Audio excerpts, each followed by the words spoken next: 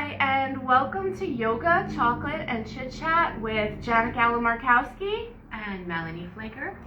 Is this our 10th episode? I think so. This is our 10th episode of Yoga, Chocolate, and Chit Chat, which we designed to allow us an opportunity to have very candid conversations about topics we think are important to our community, that are important to us, because we have so much to say on so many different things, and we just love to connect with our community. So if you are watching this later, please feel free to drop any comments. If you're watching it live, you could also drop comments in the Instagram, and we will see them. We can see them from here. So this week's topic is when to invest in yourself.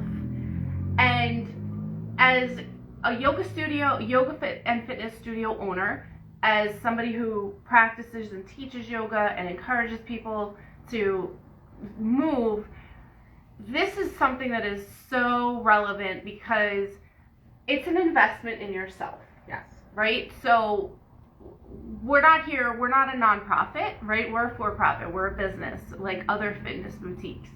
And so when people are looking to sign up and register for classes, when they're looking to move, that is an investment in themselves. Yes. Right? Mm-hmm. And there can be many reasons that you invest in yourself. And you can invest in yourself, I was thinking about this, in many different ways. So we think of investing in ourselves, obviously, because we're here and we're encouraging people to get healthier and move their body. We think of investing ourselves in our body, taking care of the body that we have. But you can also invest in yourself in your job. If you're not happy pursuing a different interest in life, you can invest in yourself in furthering education, whatever. But for here, there's always, for me, there's that one moment, that one thing that I came to me at a doctor's appointment where it was not good news. And I said to myself, girl, you need to start taking care of you. So a lot of times that happens when we decide to invest in ourselves. It's because, I don't want to say it, but we've kind of hit the bottom, right? No, we've kind of hit the bottom. So we've hit the bottom in the way we feel. Maybe we're not happy with the way we look. Maybe our mobility is bad. Maybe everything in our body is hurting. And all of a sudden we're like, oh my gosh, I need to do something about this. And it's time to do something about it, right? That's a good point. We usually don't come to those moments of where we're deciding how to move forward and invest in ourselves until we've hit a place where maybe what we have done so far doesn't have the, let's call it, return on investment that we hoped it would. Right. Whether it's your health, if you're skimping on your health, and by skimping, I just mean that you've been pulled away, right? Mm-hmm. Because that's sort of, what's it called? Victim shaming. Mm-hmm. Life gets in the way and prevents us from, I think everybody has good intentions. I come from a place of everybody would love to work out. Everybody would love to move every day. Everybody would love to work in a profession and a career that they really enjoy. Right. But life, right? Life happens. So, but for life, yes, and that's okay. That's all right. So, but yeah, you get the test results back. Mm-hmm. You step on the scale, or you've spent your 100th day at the job or 1,000th day at the job, and you're just disenchanted. Yes. You realize the sand is just leaving your hourglass, and it's not. It's not where you need to be. It's not fulfilling you anymore, and for me, in my job when I decided to change, I just felt like I was doing it just to do it. I just kind of felt like I didn't have a purpose there anymore. Like my drive was gone, my purpose was gone. So finding a way to take care of yourself, right? And like Jana said, listen, life happens. There's these past year and a half, 2 years of this pandemic, really, life happens. It's been stressful. But the moment you realize, I don't know, that maybe you're doing something around the house and getting up and down off the floor. You're like, oh my gosh, why is it so hard for me to get up and down off the floor? That can be a revelation just for you to say, I need to move a little more. I need to get some strength back in my body, right? Or getting out of bed. I mean, listen, I'm in my 60s, so getting out of bed in the morning, those aches and those pains and then I don't like the way this feels anymore. It could be like little things like that, not, it doesn't have to be like a total like life transformation. Correct. It doesn't have to be a complete 180 from where you're at, but to go off of what you're saying, there's that point where you make a decision that something has to change. Mm-hmm. So whether it's professional, whether it's physical, with your physical body, those are the two I would say that are probably the most common. Yes. You then have to make a decision about where and how and where to invest.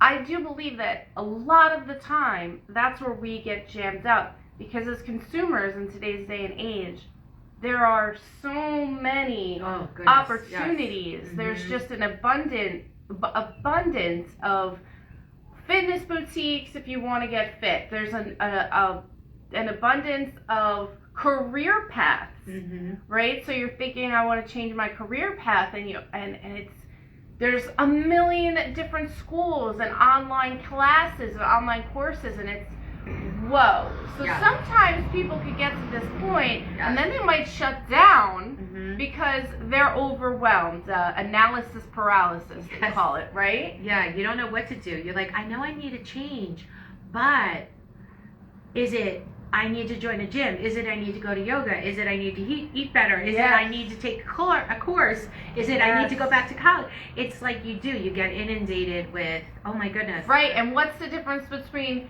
yoga Pilates and yoga Lattes? And what's the difference between exercise science and, I don't know. There's a million different names for, there's a number of different names for the same thing. They all sound similar, so let's maybe come up with some of the ways that we have coped with that when we get to the point. I'm much more decisive, I believe, than the average person. So I'm married to somebody who he loves to assess all the options, and I watch how his methodology is different than mine. It's not better, it's not worse. Some people are like, I want to evaluate a whole bunch of different things. Me, I'll maybe have had my eye on something, and then when I hit the point where, for example, with my weight, when I was turning 40, or when I was getting married, let's go back that far, and I was like, I want to be in the best shape of my life that I could be in during that time, and so I decided noon. That was what a lot of people had talked about, a lot of people had told me they had success about, and so for me, the minute I decided I need to get in shape for my wedding and I want to eat better, I downloaded Noom. I didn't, really take too much time, but I could see how somebody might get hung up on, am I doing Weight Watchers? Am I doing Noom? Am I, it's really different things. Yeah. Hello, Liliana. I see that we got a heart from Liliana. Hi, Liliana. Thank you for joining in the conversation. We're discussing when to invest in yourself, right? So whether it's professional, whether it's your physical body, those things. Yeah, and I found for me, like, I knew I had to address my health 5 years ago. I was like, what do I need to do? And the doctor's like, you need to eat less, you need to eat better, and you need to move your body, and you'll be okay.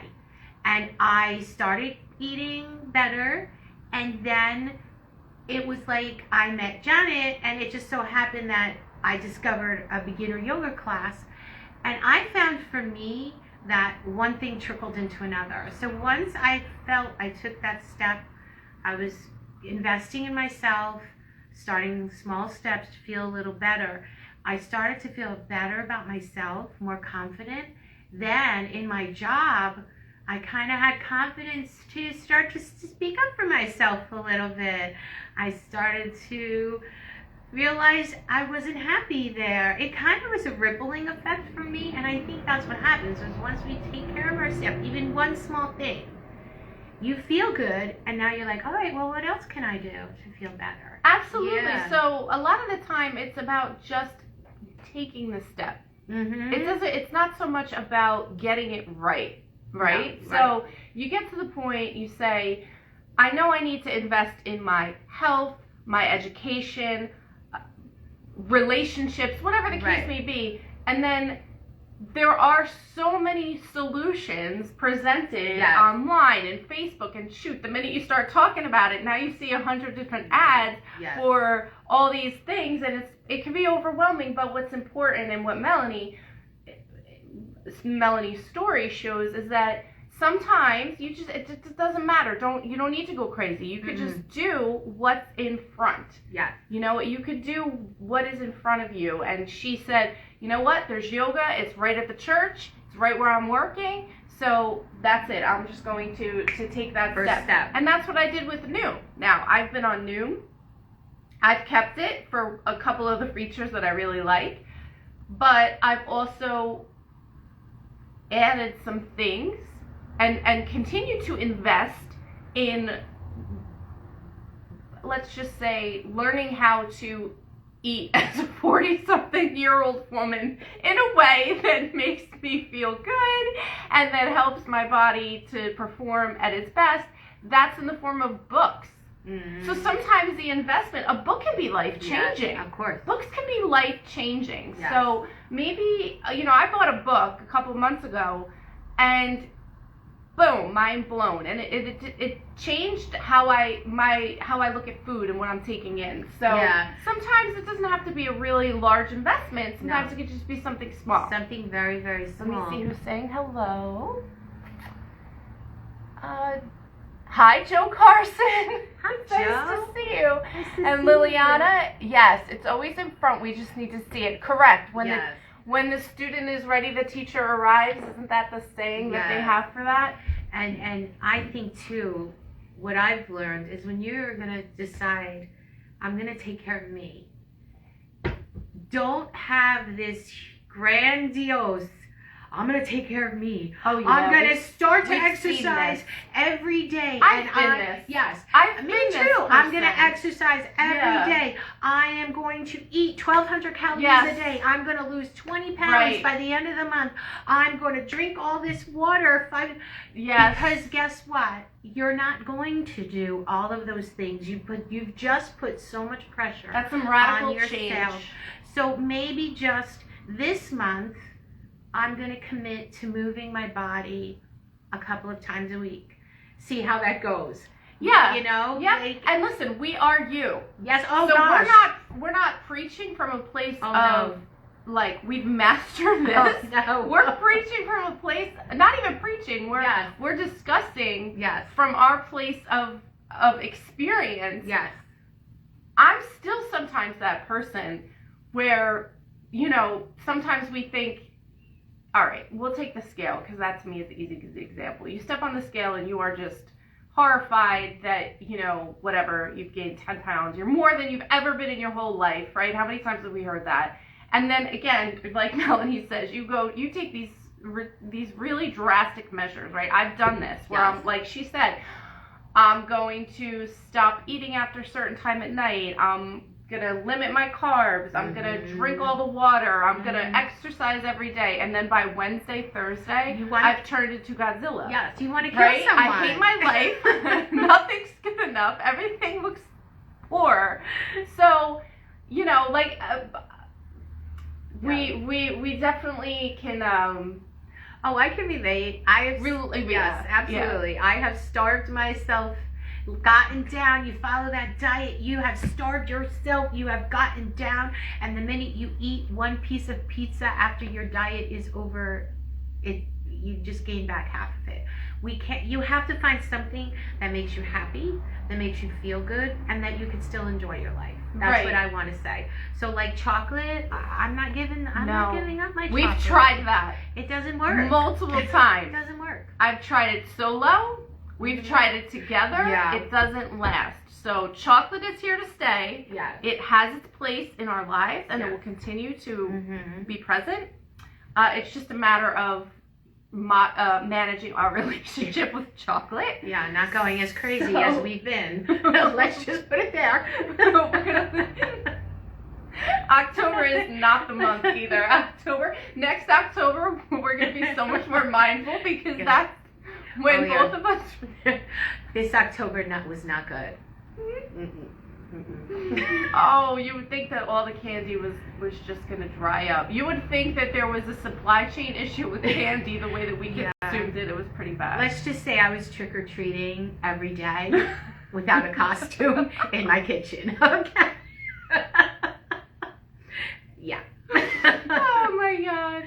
Well, we hope that you've enjoyed the conversation listening. We're so grateful for the two people that have jumped in. Of course, if anybody ever has anything to say about the topic after, we read all the comments, and we will be back next week with our next topic. If you have anything you'd like to hear us discuss or any questions, we're here. Yes. Namaste. Namaste. Love you. Bye, Lil. Bye, Lil. She said that's so funny. The October thing. See you soon, too. Take it easy, sweetheart.